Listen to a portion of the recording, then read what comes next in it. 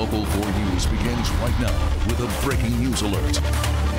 Right now, all across Oakland County, a mandatory boil water advisory remains in effect. Welcome to Local 4 News at noon. I'm Rhonda Walker, and we do begin with this breaking story. Right now, there are 12 different cities and townships that are under this boil water advisory all across Oakland County, leaving thousands of Metro Detroiters without drinkable water in their homes, schools, and businesses, and the impacts are huge. So the problem started actually yesterday, right here after a water main break at 14 Mile between Farmington Road and Drake Road, which resulted in an almost immediate drop in water pressure in the city of Farmington Hills. And then the problem just started spreading throughout Oakland County throughout the night. And so by this morning, well, this is what we know. Most of the city of Novi is completely cut off from the water supply. Dozens of schools are closed today across Oakland County. No word yet on tomorrow. And both Henry Ford Hospital in West Bloomfield and Providence Park Hospital in Novi have closed all clinics and canceled elective surgeries for today. What's unclear at this time is if this advisory is going to spread any further beyond today. And it all depends on when they can get that water main break fixed. Local 4's Jamie Edmonds has been closely monitoring the situation and the work they're doing behind you to get it all back and running. That's right, Rhonda. I'm here on 14 Mile. You can see the road is closed and there are crews behind me doing work on this broken water main. I talked to the Great Lakes Water Authority and they told me this problem started yesterday about 5:45. Crews came here to this spot, did some digging literally, and found the problem. There is a hole in a 48-inch transmission line. There's a hole in the pipe which was causing water to go all over the road and a decrease in water pressure. So they came back out this morning to assess the situation further and decided what kind of pipe they need, how long they need it, and they made an order from out of state. So the order is made and that pipe is coming, but this affects a lot of people. You just talked about it, 12 communities, and they're asking people to take precautions. Because of this disruption in the pipe that's servicing this area, out of an abundance of caution, we we want you to boil the water for any consumption of water. It is okay to bathe in, but it is not okay to drink it. And Cheryl Porter tells me that they're doing work as fast as they can to restore the power, the pressure. The pipe should be here about Wednesday, and it takes 48 hours after the pipe arrives and is installed to check the water pressure and the water quality. So it could be until Friday that everyone is boiling water, and there are some communities that don't even have water. But the work they are doing right now is to restore some of that water pressure to some of these communities. So it won't be everyone, that's the hope, and they're working as fast as they can. And we will be here all day and update you as we get more information. Rhonda, back to you. All right, a lot of inconvenienced customers, but certainly understandable. Jamie, thank you. For those of you that are under this advisory, since the water might not be back on until sometime Friday, here's what you need to do to make sure that you are cleansing your tap water of any harmful bacteria. First, fill a pot with water and place it on a stove until you see bubbles rise to the surface of that water and it begins to boil. Let it boil for at least 5 minutes, and then you take that water, remove it from the pot and turn off the heat and let the water cool, and then pour that water into a clean container and cover the container for storage. And you can do that over and over, of course, or buy a lot of bottled water. We have the full list of impacted communities and also a lot of important information for Oakland County residents that are impacted by this at our website at clickondetroit.com. Meanwhile, to add insult to injury, it's not even a nice day today. So you can't even just get outside and forget about it. Well, I wonder if the workers out there would rather have this weather than 78 degrees and sunny. For them, it probably doesn't even matter. But you're right. The hotter it is, a little more miserable for sure. But it is, you know, no fun to look at out your window. And some areas like Livingston County have been getting it for a good part of the day. And that is still the case over most of Livingston County here. You can see Howell all the way down into Pinckney, Whitmore Lake getting showers, a few more coming at you. Some showers leaving the Redford area now into South Southfield heading into Troy, Birmingham. Quick little shower here, so we're not talking about an afternoon deluge, but wetter weather is still to come, and the wind, if you're watching Jamie Edmonds' live shot, you can kind of hear it on her microphone, starting to whip up out there. And these showers that are both north and west of us are going to start pivoting in, probably heaviest across Livingston, Genesee counties up into Saginaw, at least during the afternoon, and then a wall of wet weather maybe toward the tail end of the commute, we're hoping, but the heaviest rain should be late in the day.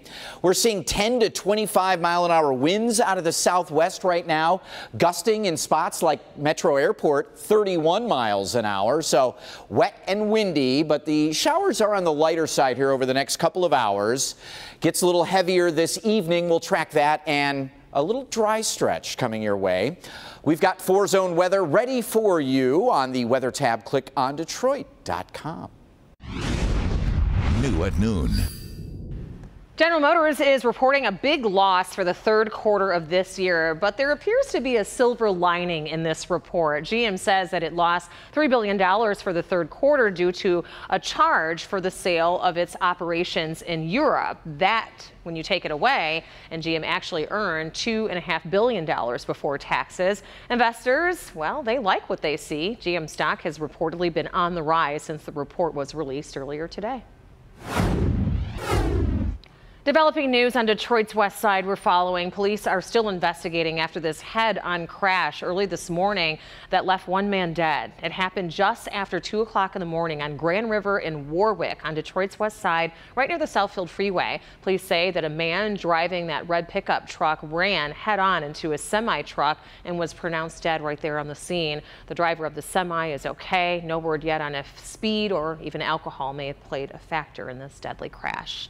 Police are searching for the drivers who hit and killed a woman in Sterling Heights. The accident happened along 18 Mile, just east of Van Dyke, around 7:30 last night. The woman actually went onto 8 Mile from the south side. She was trying to grab an item that had fallen out of her car, and that's when she was hit by at least 2 vehicles. Neither of them stopped. 3 families are speaking out about the 16-year-old boy they say raped their daughters after he gets a plea deal. The victims are concerned that the light sentence could be an issue down the road. Faces have been blurred to protect the identities of the victims. 45 days and he's out, and we don't know. I asked the prosecutor, I said, does he get to go back to the school? And she said, well, that's up to the judge. The boy was charged with 31 felonies, but he only pleaded guilty to 6 of them. A 15-month evaluation was part of the teen's original plea agreement, but he was sentenced to 45 days at a juvenile center instead. One of the conditions of his sentence is that he has to register as a sex offender, but like his original sentence, that stipulation could be thrown out by a judge. The 5 teens accused of causing a driver's death after throwing rocks from an overpass along I-75 in Genesee County are in court today. They are facing several charges, including second-degree murder. One of the rocks went through 32-year-old Kenneth White's windshield, hitting him in the head and killing him. The suspects are between the ages of 15 and 17. All of the teens are from Clio in Genesee County.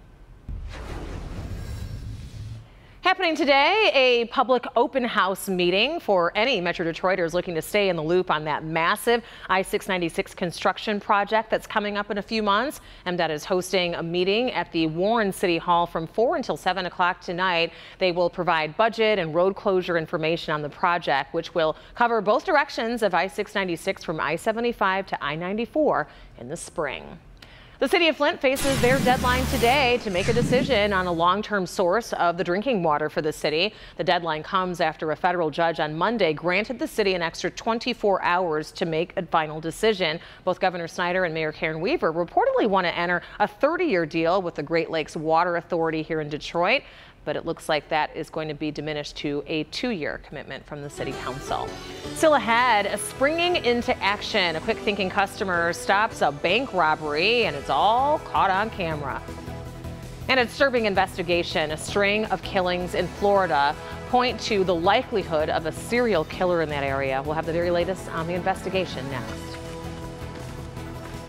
Hi, this Well, welcome back, everybody. If you are just joining us, that mandatory boil water advisory remains in effect for all the people that live and work in 12 different communities across Oakland County, depicted here on this map. We have a full list of the communities and also important information for Oakland County residents at clickondetroit.com. A neighborhood in Tampa, Florida is living in fear this week because there may be a serial killer on the loose. 3 people with no clear connection to each other have been shot and killed within a 10-day period. Police say a man seen on security video is a person of interest in this case, and they really want to find him. In the meantime, volunteers are joining Tampa police in stepped-up security patrols throughout that neighborhood. New developments in the Pentagon investigation into the deaths of 4 American soldiers in the African nation of Niger. The chairman of the Joint Chiefs of Staff said on Monday 12 U.S. soldiers were in the Nigerian troops sent to a remote village, and on their way back they came under attack. It is not known if the villagers tipped off fighters linked to the Islamic State. It is also not known why one soldier's body was found a mile away from the firefight scene. The FBI has joined in the investigation. Police in Pennsylvania apprehended a bank robber on Friday thanks to a bank customer who took that suspect down during the attempted crime. Take a look at the surveillance video. It shows the suspect entering the bank and pointing a gun towards the clerk, but suddenly Robert Sikowski, well, he had another idea for that customer. He was a customer at the bank and he charges the man, taking him off the ground on camera. Soon he pulls him back on camera, slams him down again, and throws the bag of stolen money across the room. Well, today neighbors are calling him a hero. He is exceptionally brave to have done that. You know, it's actually nice to know that we have a community that's going to help out. The would-be robber is now behind bars and due in court next week. And don't forget, tomorrow night's a big night around here. The mayoral debate between Detroit Mayor Mike Duggan and Coleman Young II is scheduled for tomorrow. If you have questions that you would like Devin, who's moderating the debate, you can submit them to us on clickondetroit.com. Be sure to watch the debate. It'll be live right here on Local 4 tomorrow night at 8 o'clock. Still ahead here on your Tuesday, a whole new meaning for midnight snacks. Why doctors say the key to a good night's sleep might be the last thing you eat at night. We'll have more on that next, but first, here's Brandon. I'm in trouble there. We have low 50s around Metro Detroit here, but notice the 30s and 40s. This is our weather tomorrow. We're going to see things cooling down, and eventually this wet weather leaves us for a little while. Your 7-day is active next. Don't wait.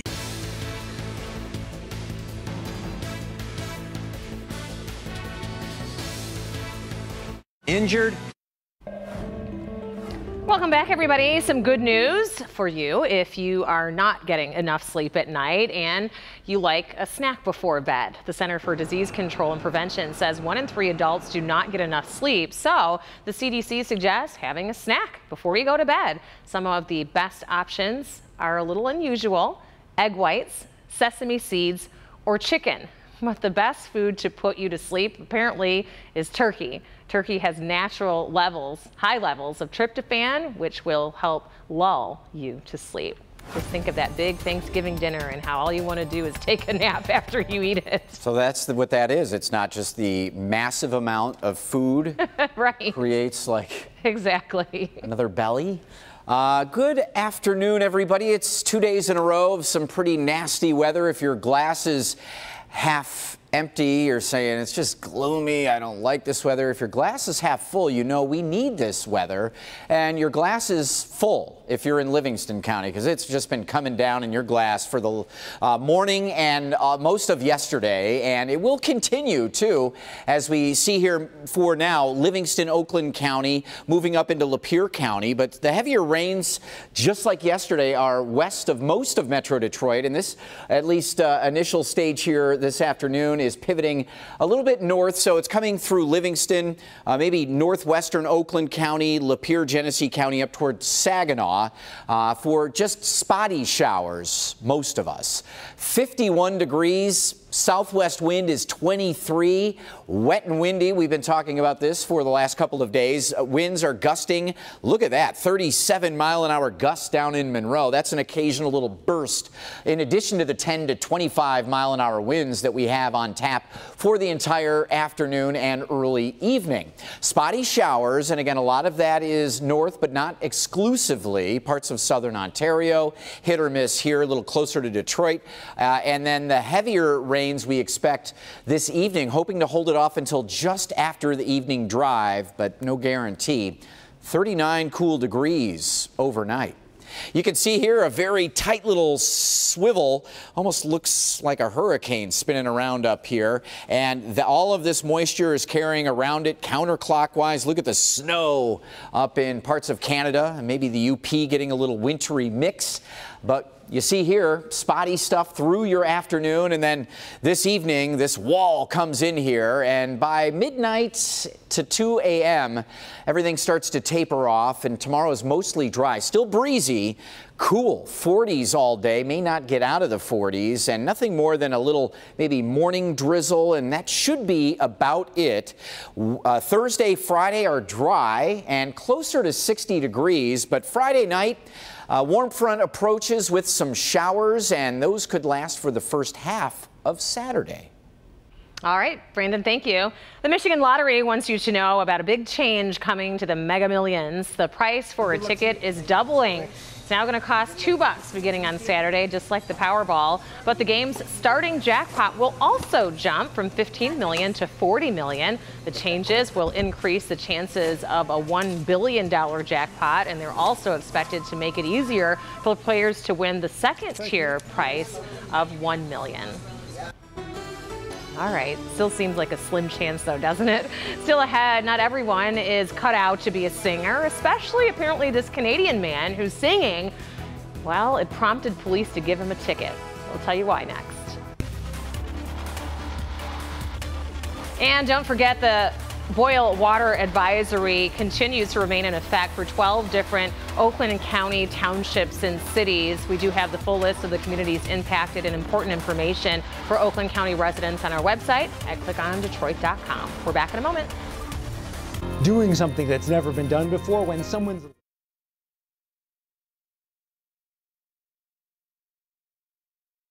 was pretty much crazy talk. You and the rest of the world. The books say connecting these blood vessels would be deadly. I'm Dr. Frank McGeorge. Tonight at 11, how doctors here in Detroit proved conventional wisdom wrong and pioneered a life-saving medical procedure. 100.3. Just about everybody sings along with the radio or your favorite songs driving, right? Well, you might not think twice the next time. You may think twice in a way because the burst into song behind the wheel could get you a ticket. At least that's what happened to a man in Canada who recently got ticketed for singing in the car. He says that he was jamming to his favorite song when he heard police sirens. Everybody dance now.